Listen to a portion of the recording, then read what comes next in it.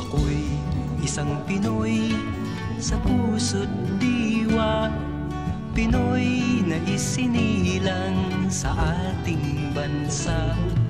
Ako'y hindi sanay sa wikang mga banyaga, ako'y Pinoy na mayroong sariling wika.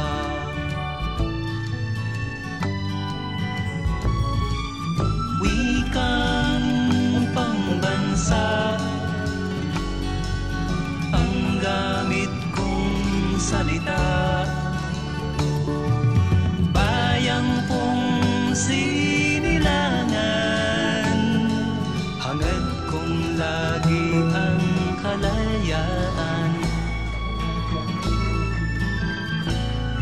Sigat Jose Rizal nooy nagwika, siya